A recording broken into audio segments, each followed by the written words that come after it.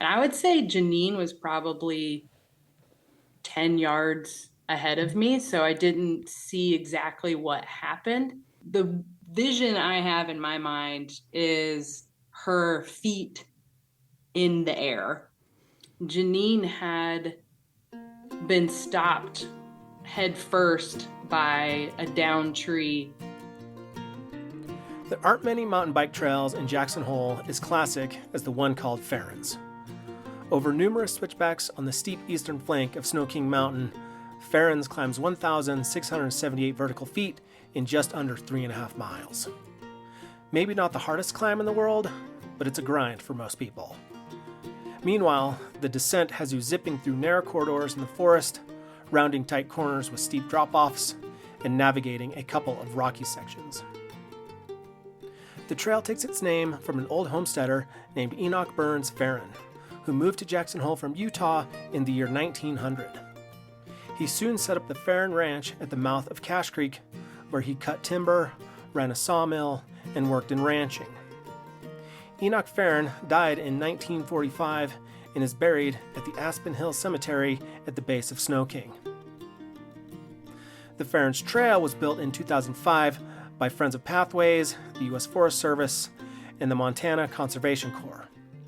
During its construction, volunteers on the trail crew camped up there all summer long. It's since become one of the most popular trails in Jackson due to its challenging terrain, proximity to town, and linkage to other trails. I'm Matt Hansen, and this is The Fine Line. In this episode, we close out Season 7 with a wild story from August 22nd, 2022. We'll go deep into how a highly experienced mountain biker had a vicious crash on Ferrin's and how her companions and Teton County Search and Rescue helped her get home during a torrential rainstorm. A reminder that this podcast is produced by Backcountry Zero, a project of the Teton County Search and Rescue Foundation to eliminate fatalities and serious injuries in our surrounding public lands. You can support this project and the volunteers at Teton County Search and Rescue by making an online donation today. Go to tetoncountysar.org/donate.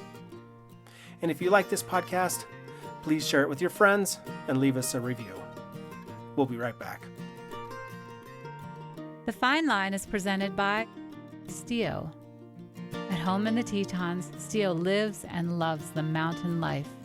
Time spent outside on trails, in rivers, and on summits inspires everything they create. That's why Stio is committed to a higher standard of sustainability, using responsible materials like Blue Sign approved textiles, organic cotton, RDS certified down, and recycled fabrics whenever possible. In their 11th year, Stio supports causes that protect our most treasured places and encourages diversity of access. Most recently, Stio has become a climate-neutral certified company. Let the outside in at stio.com. The Fine Line is also presented by Roadhouse Brewing Company, supporting backcountry safety in the Jackson Hole community since 2012. Located in the heart of the Tetons, Roadhouse Brewing Company embodies the authentic spirit of the West, where your word is your honor, quality is your craft, and adventure is rooted in your soul. Roadhouse is a certified B Corp Best for the World company, helping to preserve this beautiful land we call home. The Roadhouse Pub and Eatery is located on the square in downtown Jackson, and look for their beer in cans at a store near you. Visit roadhousebrewery.com. The bicycle has directly been responsible for creating some of my best friendships, meeting my husband, having my son, and just being surrounded by an incredible community. My name is Janine Fitzgerald, and I have lived in the Tetons since 1996. I've been riding mountain bikes since moving to the Tetons. My husband, Scott, and I owned and operated Fitzgerald's Bicycles for 15 years before selling it and entering into the youth sporting realm.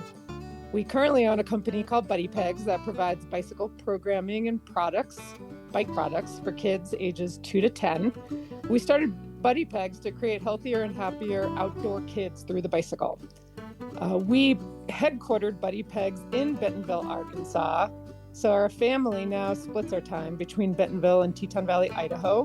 Mostly it's just how do we create healthy future leaders of tomorrow because man, the leaders of today aren't really quite killing it. And so it's maybe it's a shameless ploy to give our kid a sustainable future. And I've known Janine since I think 2018 when she was going through town and trying to find another place to maybe set up buddy pegs, and I happened to meet her, and then of course, just like everybody else, wanted to be friends with her instantly. My name is Ashley Patterson. I live in Bentonville, Arkansas with my girlfriend Kelsey and our 14-year-old dog Nancy. I'm a registered nurse. I was in the ER but left bedside nursing during COVID, and now I work from home on the quality assurance side. I've been riding, racing over a decade now. Anything bike related, I'm basically into. And then my new friend Steph, we met August 22nd. My name is Stephanie Thomas, and I've lived in Jackson, Wyoming since 2002. I've been a volunteer on the search and rescue team since 2007. I've got 3 kids, and my husband and I love adventuring with them all over the valley, including our dog Hank, who's a huge chocolate lab. My day job is running the Teton County Search and Rescue Foundation, which I've been doing since 2010. Yeah, I mean, it actually started with Polly Kranagi. She worked with me at Anthony's back in the day, and she took me on my first ride up Cache Creek. I mean, I'll never forget it. I remember thinking, holy moly, like Hagen was like the hardest ride I thought I never would be able to complete it. It was insane. Started that with Polly, and then it kind of became a quick joke, got into a little bit of racing, and that's how I met my husband, Scott. He was servicing bikes at Hoback, and then he started his own little repair shop, and I quickly started taking my bike to him. And then when I was invited to ride bikes in Mongolia with a couple other girlfriends, I was put in charge of figuring out bike mechanics because I was the only one who really biked. The other 2 ladies were outdoor enthusiasts mostly. I hired Scott to teach me bike mechanics, and then I always said he was kind of a single bike shop owner who could, feed the bike addiction. And then we connected from there. So obviously I got into that world with him, running Fitzgerald's bicycles for all those years. So from a business perspective, it was part of my life. From a recreational perspective, it was part of my life. Through all my travels, moving to Bentonville, the amazing community I've created there has all been connected to the bicycle. I mean, you ride a bike, you meet people, and everyone you immediately mesh. I feel like it doesn't even matter what your background is. You just quickly connect. My girlfriend and I had just finished a van like the rest of the country, and we had this month-long trip. I went out to do Leadville mountain bike race in August, and then I wanted to do Rebecca's private Idaho gravel race in Sun Valley, Idaho. We had kind of matched it up with, well, we'll go see Janine. We've wanted to do that for a few years now and haven't been able to make it happen. And so this was the perfect time to be able to do that. And so we hadn't ever been to Jackson either. And so after Leadville, we kind of migrated out. We landed in Jackson for a day. Ferrin's was the backyard trail, all those years of having Fitzgerald's bicycles there at the brew pub. I've ridden Ferrin's a million times. I love that trail. I don't feel like it's uber technical other than the fact that, yes, it's exposed in spots, the narrow trail there, and it does drop off. So you don't want to mess up and go off the side. I always do look at weather because I have a visceral reaction to lightning and thunder. I get really scared. I remember when I used to train to race and, wear a heart rate monitor and all that fun stuff. I would be doing nothing, like walking out to get my bike, and I would hear thunder or lightning and my heart rate would go up automatically. So I have always struggled. If I even see that there's a cell coming through, I won't go out. So I don't know if it was just because I knew we were in a time crunch or I was so excited to see them. They were working out of the library. So, I stopped in, grabbed them. We went to the trailhead. And literally the last thing I do remember is telling them where I put my hide key for the van. I remember specifically parking the van in Cache Creek and saying, this is where my key goes. And then everything else is gone. Janine, you most definitely did. Okay. You knew exactly when it was supposed to get possibly questionable, maybe a little stormy. And it was the day when we were like at the library getting ready to go ride. It was beautiful. It was sunny. It was warm. I remember when we hit the trail was perfect. It was perfect. Jackson during the month of August is often hot, dry, and smoky, with many trails turning to moon dust due to repeated use and lack of moisture. The average rainfall in Jackson for August is a little more than 1 inch. In 2022, the town and surrounding areas received 3.65 inches of rain, nearly triple the average. So the trails last year were in really good shape, even deep into summer. But yes, you you mentioned it several times because I know you. Yeah, you don't want to get caught in a storm. You know exactly when it's coming, and you did. Kelsey and I joke about that a lot, of how many times that you mentioned when it was coming, and so that was on your mind. It was on my mind only because it was on yours. I knew how much time we had before it was supposed to get, like I said, questionable. We didn't know how bad it was going to be, but we knew it wasn't a small storm. But yeah, you definitely mentioned that a couple times. Like Janine said, it wasn't super technical, which was great. I just wanted to spin. Thankfully, I had some leftover fitness from Leadville, so the climbing was fantastic. I loved it. You're in the trees so much you don't quite get where you're at until we got a little further up and you could start to see out. It was beautiful. It was gorgeous. And the lights from sun setting and then the clouds. I loved it. I loved every bit of it.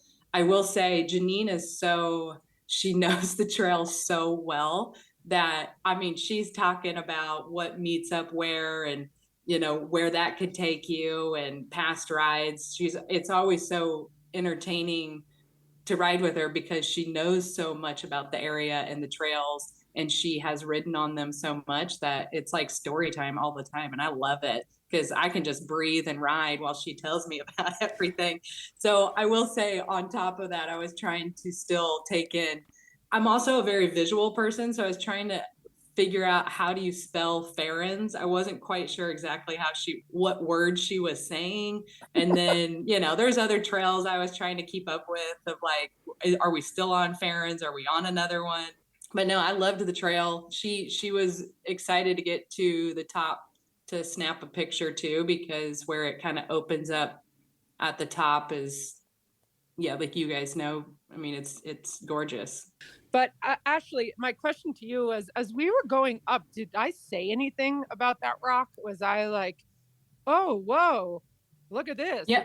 It's more clear than normal. Yeah, you did. You talked about the rock. Again, I'm just trying to take it all in. So it wasn't notable to me, but you did mention the rock and you felt like it was further in. On the last switch back up Ferrin's, you encounter an interesting little notch in the trail. On the uphill side is a big white boulder that for years was a defining feature of that section of the trail. There are a lot of stories through the years of people hitting that rock and getting tossed over the side of the trail. And because people were giving it a wide berth, the edge of the trail on the opposite side was starting to fail. That's why in 2019, Friends of Pathways partnered with the Forest Service and a youth trail crew to hammer and chisel and trim that rock away. The rock is still there, but it made some jaded locals grumble about the trail being made quote-unquote easier. But you still have to avoid it, and you still have to watch the steep side of the trail. I keep wondering in my mind, other than the fear factor from the light, like being nervous and hasty, did I feel like, oh, I can clear it now easily? Because I know historically you always, the rock and you take it slow around the rock. And so that was just a question that I never really verified or asked about. But it's interesting to think that it was enough to make you kind of stop. Whereas is it now teetering on the edge of, oh, I totally got that. And you don't, but it's interesting. Just 2 days before this ride, Janine had competed in a burly downhill race called Sticks and Stones over at Grand Targhee. That race drops 1,300 vertical feet in 2.5 miles. So she was feeling pretty good. You know, from the top of the Gee down Sticks and Stones, just a rock tech extravaganza. It was super fun. You know, you just go do it. And obviously at 49, I totally won my age group. But crushed my age group. That's where we'll stop that conversation. And I was the only one in my age group, but whatever. Near the top of their climb, the two women emerged from the forest into a nice big meadow. The first time in a couple miles where you aren't surrounded by trees. And there's a beautiful view of the Tetons and the elk refuge way down below. With the storm quickly approaching, they stopped to take a photo, had a couple sips of water, and then got ready for their descent to drop back into the shadows. So we snapped a pic. From there, you even mentioned it. You didn't want to stick around at the top. Let's just cruise on down and get back, mainly because of the storm coming in. Those of you who know the boulder, know the trail, know that we weren't far from it. And so we had really kind of just let off the brakes and we're cruising. And I would say Janine was probably 10 yards ahead of me, so I didn't see exactly what happened. But the vision I have in my mind is her feet in the air. And at that moment, I didn't know. I mean, Janine's an amazing rider. I have all confidence in her. So even when I knew she had wrecked, I didn't know, obviously, how bad it was. And so I saw her bike kind of wedged up on a tree. And then at that moment, you kind of start putting everything together really quickly. And she was pretty far down where the trail, again, those of you who know the trail, it drops off probably, I don't know, there's like 3.5 feet before it then drops off to like a ravine. It's down pretty steep. And Janine had been stopped head first by a down tree 20 feet down. So, and if that tree was not down, I don't know how far, she would have gone. I'm hollering to her and I'm not getting any response. So at that point, of course, it's not funny.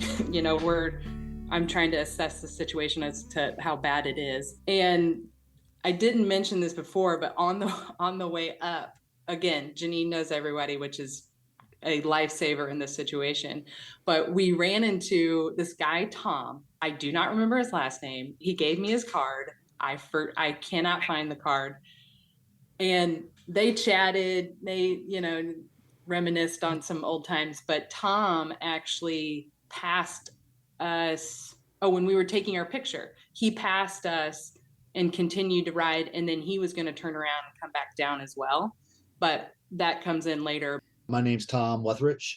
I've been in the Valley since 91 or 92. I have a computer business here in town that I started in 95. And I have a little experience with the whole search and rescue because I've needed their help before. That day, it was just an August day. It was starting to get colder out. I just hopped on my bike and got on the trails over on Snow King and was kind of putting up, taking my time. Ashley and Janine came by and I kind of tried to hang with them for a minute and I couldn't. So we kind of chatted a little bit because I recognized Janine from whatever Pearl Street Bagels or wherever it was in the day, right? Because, we've all been here forever and a day. But I couldn't breathe that hard and talk. So I just was like, yeah, see you guys at the top, or whatever. And it was going to be a sunset ride, and the weather was looking a little iffy. So I was kind of wanted to just get it done. So yeah, Janine is face first, head first down this little ravine, and it's not easy even to get to going downhill for me to get to her.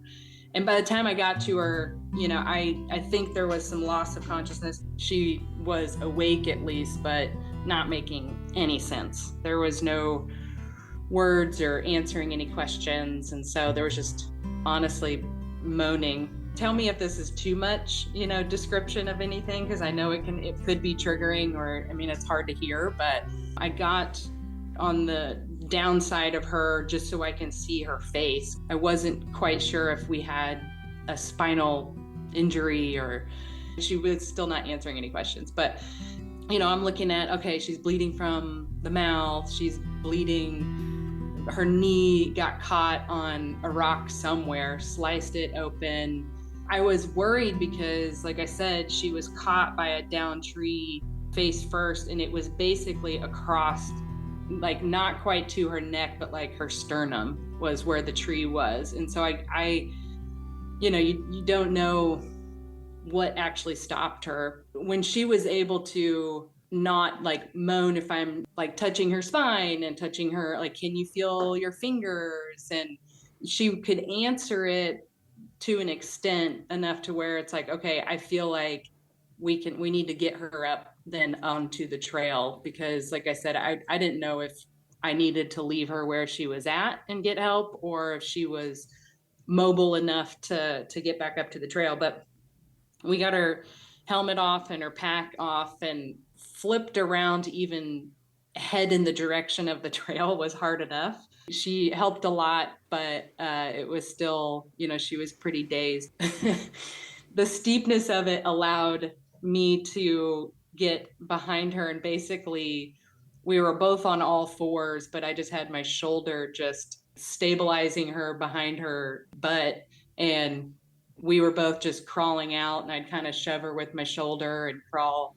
And then we got up to the trail enough to where she could sit upright against a rock. At that point, I know I looked at her pupils to make sure there wasn't any sort of head bleed. Obviously there was a concussion, but again, I didn't know how bad everything was, but I knew it was pretty bad.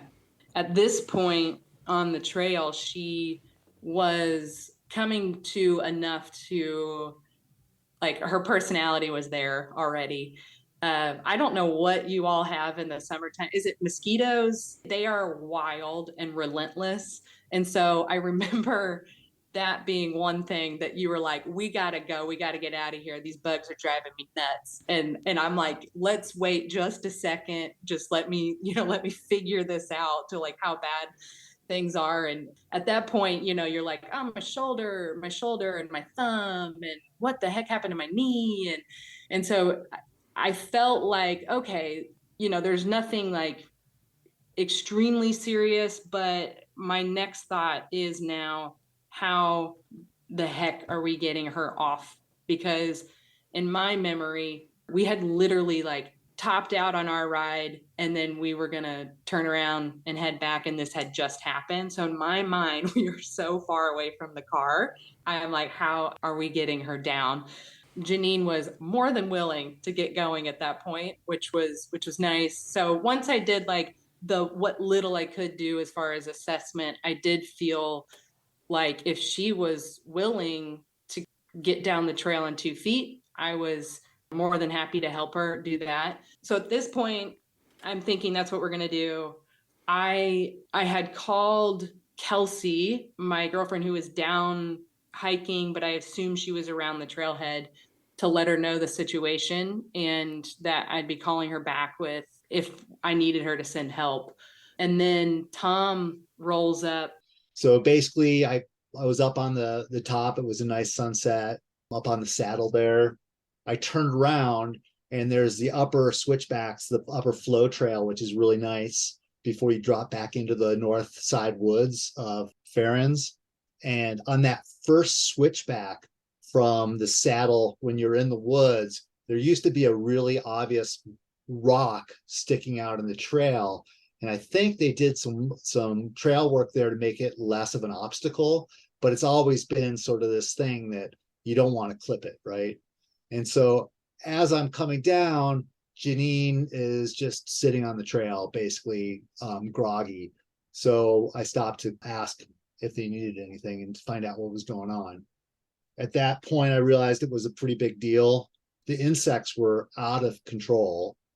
I realized it was a pretty serious mechanism of injury. So Janine wanted to get moving. She was super agitated from the mosquitoes. I took a break and I just did a quick hack assessment of her C-spine and her vertebrae. I didn't see her ribs. Her awareness was pretty low. And I thought it was probably going to be a good idea to get search and rescue, but the mosquitoes were so bad. Janine was like, I got to go. I got to get out of here. So she stood up and she walked like 10 feet and said she might get sick. And so at that point, I'm like, no, we're calling search and rescue. She's obviously had some head injury. We don't want this to go from bad to really bad. So I called search and rescue, and then I put the phone in my pocket. So I never heard them call back. And we just basically started plodding down the trail, and it got dark, and then it started hailing. And so I called Kelsey back and let her know the trail we were on and to start heading our direction, because I knew I was going to need help at some point. If anything, we had to get her to the hospital. And I decided to stash Janine's bike at the top, and then he was going to roll his bike and my bike down. And so once we start descending, that's when it's like, oh yeah, it's definitely going to get dark on us. We're heading down. You're on probably like a 10-second loop on what the heck happened. Where are we? I have no lights. I do not have lights on my bike. I had my phone flashlight, and that was it. Like, there were loud claps of thunder, huge lightning, and it would be pitch black and just light up the forest. And then Janine, the whole time you're on that 10-second loop, you had just gotten a tattoo that day, and it was on the inside of your arm, and every 10 seconds you were blown away by this tattoo, and you're like, what is this? And then it'd be like, is it real? And then you'd be like, that's sick. So like every time you had discovered this tattoo, I was terrified that you're going to be like, what did I do? Or like, who like let me do this? But every time, man, you were pumped about your tattoo, which was so relieving. But just little things like that, where it's like, you're pumped about this tattoo, we'll keep you on that, just keep going down. But while all this is happening, I didn't realize that Tom had indeed got a hold of search and rescue, which again was a lifesaver. So that particular evening, it's August. I got little kids. They still go to bed pretty early. I do remember my husband was home. All my kids were home. And I got the call that just says, injured mountain biker on Ferrin's, respond to the hangar. That's Stephanie Thomas. I know that the incident commander is Alex Norton. I text Alex and just say, hey, I'm at home. Do you need me to come in, or what do you need? He responds, do you have access to an electric mountain bike to get to the patient quicker? Which fortunately in this town, there's a lot of access and a lot of great community members. And so I said, you give me a minute. And I call my neighbor, Hal Wheeler, who also owns a bike shop in town, the Hub Bicycles, and say, hey, I've got a rescue up Ferrin's. Do you have a charged e-mountain bike I can borrow to respond? And he, of course, says, yeah, in my garage. So I walk downstairs, I quickly get dressed. It's, as Ashley was saying, the weather, it was warm. So I throw on shorts, a long sleeve shirt. I throw a rain jacket, an extra puffy in my backpack, but I'm not bringing a ton of gear because in my mind, I know there's a storm coming, but I think I have a little bit of time. Pack my bag, tell my husband, hey, I'm out. I'm heading up Ferrin's. I'm going to respond to this call. and walk across the street where my very friendly neighbor is, pumping up tires, and actually asked me at that point, he's like, "Do you need a light? Because it's not quite dark." And I was like, "Yeah, do you have a light I can borrow?" And he's like, "Oh yeah, I've got this sweet, huge, light that I use for snow biking all the time. I'll put it on the bike for you." So he puts on this big light, and I jump on a bike and take off. I have an e-bike at home to commute with the kids, but I don't have an e-mountain bike, and I've never been on one, so kind of a new experience. I'm heading up the trail, and I'm pretty impressed on how fast I can roll on this thing.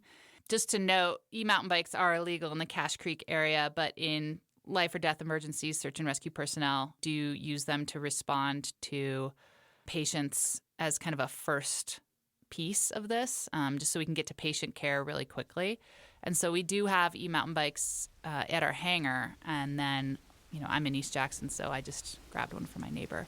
But I also know, while I'm doing this, be respectful. If I run into anybody, I'm going to pull off. I'm going to tell them kind of what I'm doing and why. So I start flying up the trail, and pretty quickly it starts raining really hard. And I'm by myself at this point. I know there's a search and rescue member in front of me. Cody Lockhart left from his house. He also lives in East Jackson. While we're descending, so it's got dark, and then now it's, it's raining and storming, and then it starts hailing, which at that point, it was almost laughable, as it can't get any worse. It cannot get any worse at this point, because I barely know where I'm at. Tom is helping, and the storm has gotten about as worse as it can get. And, it's at that point, I guess because you all had gotten so much rain, it was like the trail was like a river. So we're, I'm trying to manage my way down, and I'm wearing clipless pedals that day. So I'm got my little cleats that are sliding around on the rocks. And Janine you're just cruising because you're not quite sure what's going on, but also I'm unsure of what you can do physically. So I keep having to slow you down. And I'm wishing I would have gotten some extra layers, but at this point, I'm still going. And then I'll come around a corner, and I just see a little light. I think at this point, Cody Lockhart had arrived on scene, and I just see these two women just kind of stumbling down the trail a little bit. I mean, the conditions are terrible, and kind of throw my bike down and check in with them. I remember Steph comes out of the darkness, and it was like an angel, because you walk up and immediately again, Janine and you know each other, and you're like, "Janine, it's Steph." And then of course Janine gets so excited. I'm so excited to see Steph, and that they know each other, and it's like, now everything's going to be okay. And so it was, honestly, seeing help there was, huge. It was, I barely know where we are. And so it was such a relief. But also, I will say, and I talk about this all the time, but your manner, Steph, was unreal, as far as just calming and reassuring us the whole time. You can reassure Janine, but she was happy to be out on a hike or whatever she thought she was on. It was, I don't know, you just handled it so incredibly that I was immediately assured that everything's going to be fine. We'll get her off. And at that point too, Janine, you were visibly shivering from just the rain and everything. And so Steph, I think you had a coat for her. And so it was just, anyway, at that point, I just feel like everything I could take a deep breath, and everything was going to be okay. I saw that Cody was in the back, kind of walking a bike with him. I saw that Ashley was completely in control of the situation. I walked up, and you could tell she had her mama bear scene on. She was making sure Janine was okay, and she was not going to leave her side. So she's doing a great job. So I'm not there to push her out of the way or take over the scene. I'm there to support her in helping her friend get down, because the last thing I want is anybody to be uncomfortable on a rescue. So they had been walking for a while, but we still had a while to go, because I knew that our Razor, which was equipped with seats to get Janine off, was going to be on the Hagen Highway to be able to get back over to Snow King and drive her to the bottom. Cody and I responded by bicycle, but everybody else was at the search and rescue facility getting ready to go respond with the Razor, as well as more people. And so we weren't the only people responding. We were just the first people there. There was more people kind of getting ready with a plan of like what we're going to do if we need to wheel Janine out, like if she suddenly can't walk or, we can't access her the way we think we're going to. So they're all at the hangar kind of getting ready while we're responding kind of first on scene with patient care. As search and rescue members, we need to assess our patients, and then our best course of action is to move them as quickly as possible. And so there's part of me that thinks, oh, I should have stopped. I should have talked a little bit more carefully with Ashley to assess how well did you assess her spine? How well did you kind of get into this? Where should I go medically with this? But the way they were moving, and when Ashley very quickly told me she was a nurse, I was like, okay, I'm going to trust right now that with this storm that we're standing in, we're in a huge lightning storm, it's hailing, there is a river going down the trail, we got to get out of here. It's one of the things at search and rescue, there's not a lot of higher level medical things you're going to do on scene that wouldn't be better done in a warm, dry ambulance or hospital. And so at that point, I'm kind of taking Ashley's word. I'm looking at Janine. Yeah, she is on her 10-second loop. But I'm kind of looking at her and going okay, we just got to get out of here. She's moving. She's mobile. I'm not going to stop her. She's freezing. We did grab a jacket out of, I think, Cody's pack, put it on her. I think we both went with the instinct of if she's moving, let's keep moving. She seems pretty comfortable. She's walking. Yes, she does have a really bad concussion, but there's nothing else that's showing us she's not getting any worse. As we're assessing her as we walk down, she's talking continuously. So we know she's conscious, she's able to have conversation, and she's still moving. When you see somebody that you know that you get to respond and kind of take care of in that moment, it's this feeling of yes, this is why I do this. This is why I've been on this team for over 15 years, is to show up on somebody's worst day and try to be a little bit more helpful. I mean, Ashley would have gotten her down without me. That's for sure. But I just feel this moment of oh my gosh, this is somebody who more than anyone else just needs this help right now. And I'm so excited to be here to help her. And I mean, the storm was really bad, but I didn't think about the storm at all. I was just thinking about Janine and Ashley and making sure Ashley was okay and just kind of where we needed to get to and the logistics of it. I definitely went into slow motion SAR logistics mode of how far we had to go walk. And I kept giving updates. My cell phone, actually, I had my cell phone. So people from the hangar kept calling me and asking me how far we were, what we needed, that sort of thing. So I was walking with Ashley and Janine, but I was also kind of giving updates back to Incident Command on how quickly we were moving, where we were going to meet somebody, all that. Yeah, so search and rescue members actually came up the trail. They left the Razor kind of at the turnaround on the Hagen Highway. They kind of had that same reaction of oh, we should stop and assess the patient. And I was like, no way. I know that Razor's 200 yards down this trail. We're getting her to this Razor right now.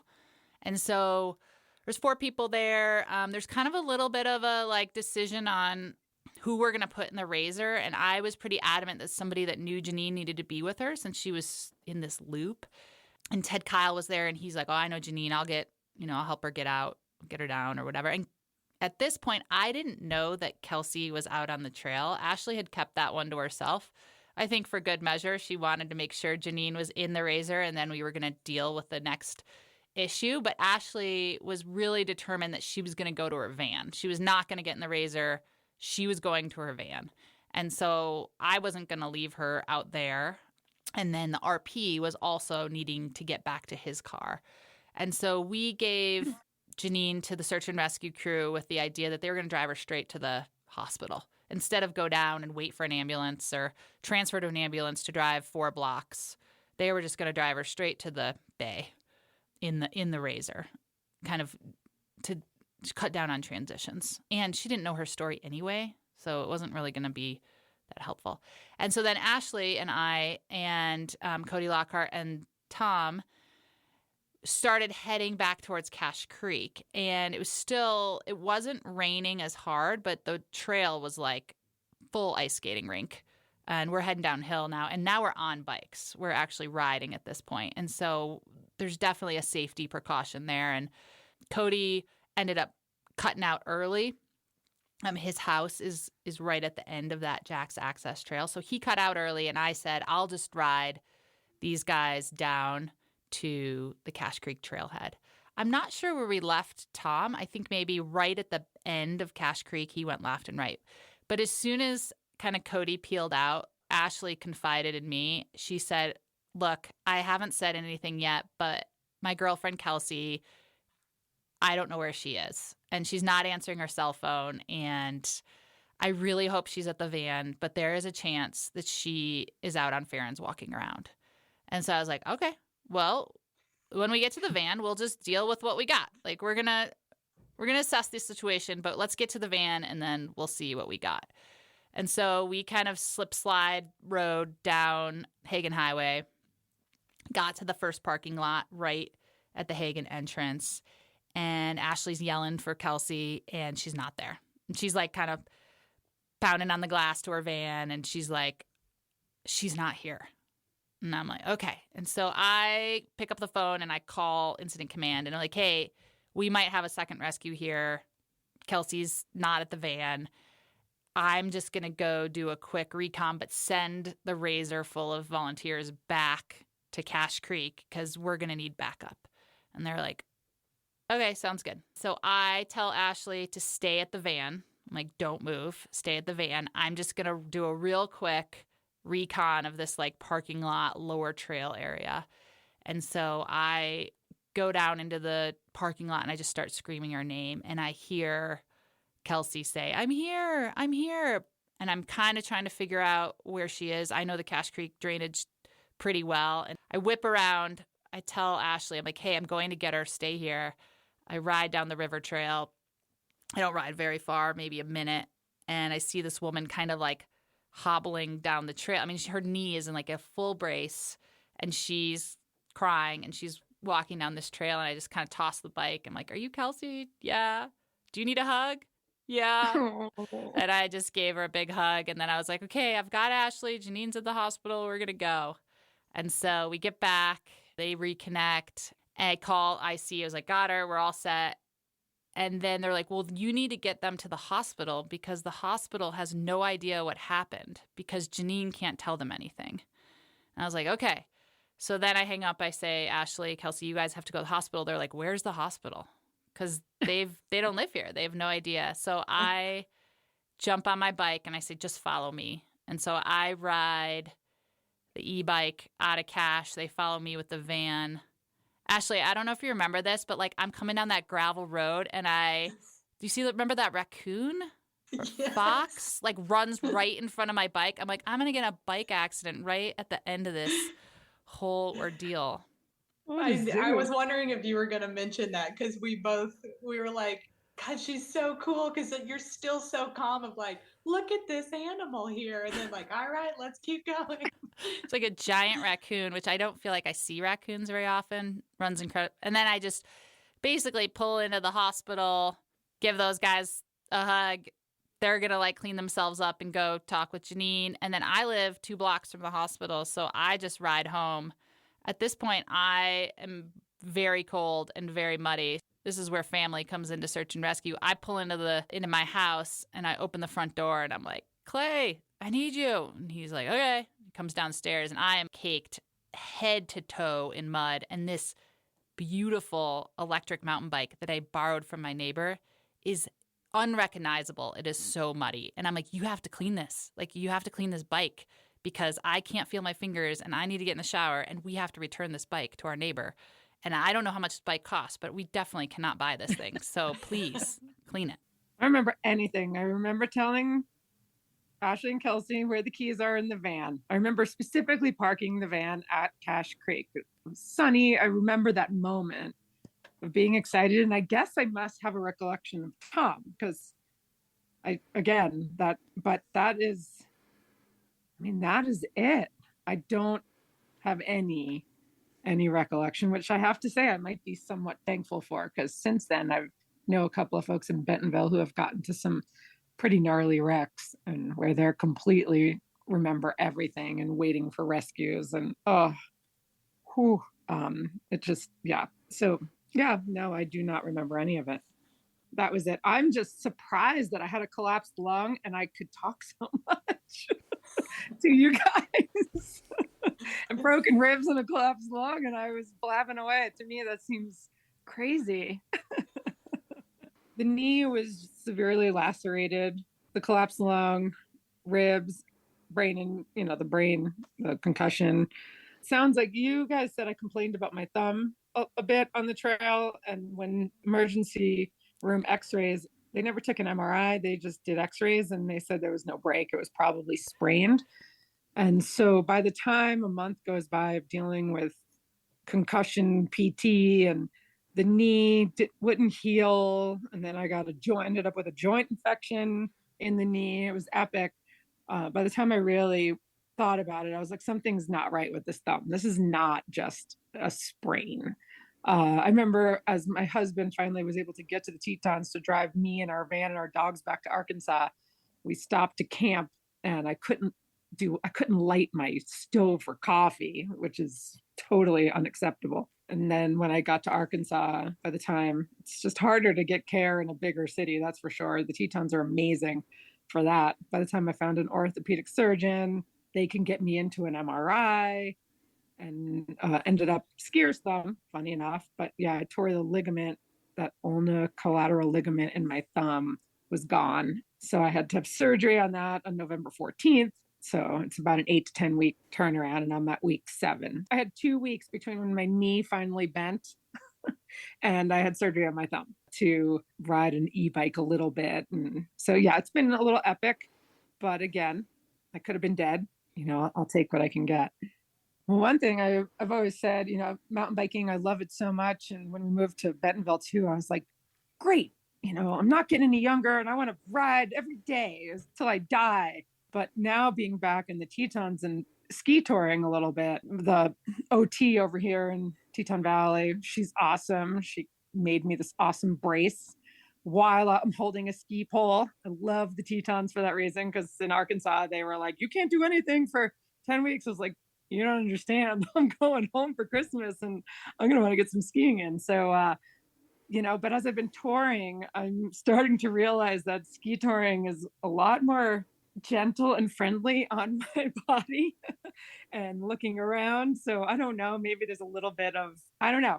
I don't think I'll change anything once I can get back to mountain biking again. But I've realized, I don't know, maybe it's just realizing I'm getting a little older and things don't heal as quickly, and running a business and having a kid, check yourself before you wreck yourself, maybe mentality. I think what I'll do differently next time, maybe, again, I don't understand what happened. Was I hasty because I was nervous from the storm? I think that was it. So maybe I need to just don't go faster, go way slower. Yeah. So I think obviously when I'm riding and I encounter something like this where I'm nervous about daylight or nervous about a storm rolling in, I need to just take a deep breath, and slower is faster maybe in the end, and not wanting to compromise anyone else around me, not wanting to put an Ashley through that trauma, and poor Kelsey, so just knowing that sometimes slower is faster, I would say. Yeah, so the day after I did a little trail run to the top to get her bike, I was needing to still get that down. And so when I got up to where, it all happened, I was like assessing, I'm like, what? Yeah, same. What happened? And I sent some pictures to Janine, and there is a little piece of her orange grip on, it's just on the outermost, like tiny bit of that boulder is a little piece of that orange grip. And so I saw that, I put it all together. I mean, it really was just nicked the grip. And I think it's easy to get some speed because we had just started and kind of let off. And I mean, Janine, you knew the trail well enough that you can kind of let loose a little bit, but yeah, it was just catching it on that boulder. And then the only thing I can't quite put together is the boulder, on when you're heading down is on your right side, where I found her bike on the tree is, I mean, it was still a pretty good ways from the boulder. So it must have thrown you pretty far. And the bike was still upright, wedged, just kind of leaning against the tree. And it just must have like catapulted you off, to also send you as far and hard down on the ravine. But that's the only part I can't quite put together is you hit the boulder and your bike is, I would say, I don't know, 15 feet from. Still on the trail. Yeah, on the top of the trail. Yeah. Well, and crazy enough, the grip had no ding. When I looked, I was like, oh, I'm probably gonna have to replace these grips. And when I went to go look, I was like, what? This doesn't make any sense. There was zero mark. It's crazy. When I went to get your bike, and I was thinking I was going to have to run it down as well, because in my mind that wreck was bad enough that your bike, I don't know how it's going to be, but I got to still descend the trail. So I rode it all the way down, and the bike felt great. The headset was a tiny bit loose, but the bike worked great. And so, yeah. I'm glad you got to ride, Ashley. Yeah, I still got to. I'm descending Ferrins, dang it. I have a lot of takeaways. I really am. I'm so thankful for Steph, you, the staff, the search and rescue. I'm grateful for Tom, whoever he is. A couple things that I have thought about from that situation is, I know, Bentonville very well, but I think any ride can turn into a bad, situation quickly. And I think more so in y'all's area, not necessarily, I mean, it can in Bentonville as well, but you have a lot easier time getting to help. But I think, knowing your area's resources, I would have eventually myself called 911, but just knowing that where your resources are, if you do have a search and rescue, who to call. Do I have a charged phone? Do I know the trail that I'm on? It's hard because, I'm just relying on Janine, who is a human map. And so I'm just like, yeah, I'll follow you there. So when that's not there, then you have to know at least who to call or how to manage that situation. There are times when in the past I've thought, I want to unplug and I want to go ride, and you want to not have anything, but I don't know that I will ever do that. I'm so grateful and even Janine. Steph, you mentioned this, but Janine was worried about me. You were worried about, everyone around you. And just you apologized so many times because you had just ruined Kelsey and I's trip. And it's like, that is the last thing I'm thinking about. Of course, I want you, okay. I have thought about future rides and how to go about that. It could have been a lot worse. So I think Ashley makes some really good points just in terms of the super basics of, being nerdy enough to tell someone exactly where we're going and how long the trail is, or where the map is, or whatever it is. And I think that those situations of knowing where you are important, and things that we all forget about wherever we are. As soon as you leave your own backyard, it becomes easy to just rely on the people you're with, which I think is exactly what we do to have fun and disconnect. So I'm not saying we shouldn't do that. I just think that sometimes I have to think more about what I want to know before I'm going out adventuring, even if that takes me a few extra minutes to kind of figure out exactly what I'm going to do. I do think, Janine did tell them where her keys were in her car, which I think most people don't do that. Most people don't tell you oh, here's where my keys are just in case. I think she has enough instinct to tell somebody that she had a backup plan which is awesome. Now we couldn't find the keys, but that's fine. It's easy to call the Forest Service and tell them that the van's going to be parked there for the weekend. I also think about when we talk about what kind of care search and rescue gives to people, most people directly go to some high level medical care or some sort of transport that you wouldn't be able to provide, which in some cases we totally do. We have ER doctors that volunteer. We have nurses.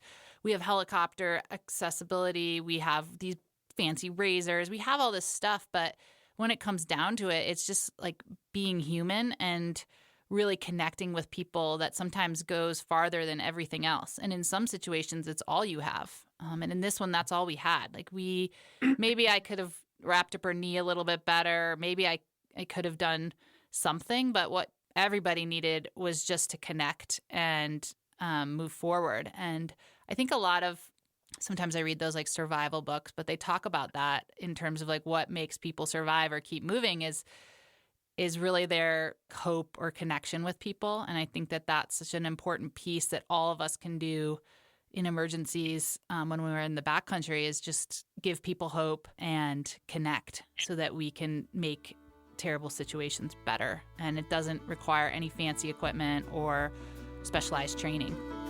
But I guess the biggest lesson is, we're busy, right? Family, work, and I do head out on the bike quite a bit. And a lot of times I go out by myself. And that week before the accident was my first week here in the Tetons alone with the family back. And I headed out on a number of rides where I just left and went. A couple of them definitely, it was like by the time I was descending, I was like, oh, I should text my husband and let him know that I'm coming down, Drake, or I'm coming down whatever trail I'm on. And so just a reminder that, yeah, definitely letting people know where you're going to be.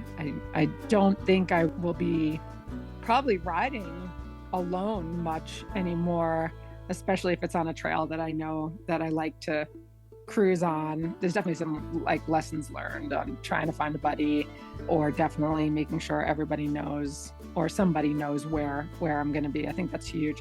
And I do love that idea of knowing your resources when you're traveling.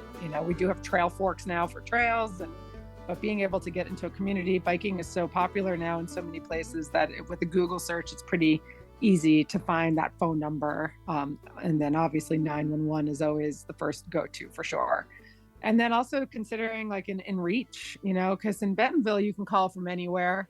But here, we're on trails a lot where you might not have any cell phone reception. And so, maybe just even having that in reach in the pocket, just a tracker of some sort, is something that I've considered lately too as well. I think that goes back to how I feel like the closest relationships in my life have all been around these, whether it's backcountry skiing or biking, because there is that level of instant friendship. I think there is just that awesome community, and I'm sure a lot of search and rescue, all of you guys have created friendships outside of just the patient, but the people you connect with. And I think there's just that level of when you have that level of adventure, we all get it, why people do what they do, why you love it. Obviously there's risk, and there's just an instant level of camaraderie. And again, I think that's why our communities are all so tight, why we all care for each other so much, because we get it. Well, wait till you guys see the drawing of the Teton County Search and Rescue logo. I'm going to get tattooed on my other arm. Thank you for listening to The Fine Line. I'm Matt Hansen. As we close out Season 7, I want to thank our sponsors, Roadhouse Brewing Company and Stio, and everyone who has come on this podcast to share their incredible stories. I know it's not always easy. And a special shout out to Stephanie Thomas, who retired as Executive Director of the Teton County Search and Rescue Foundation back in June.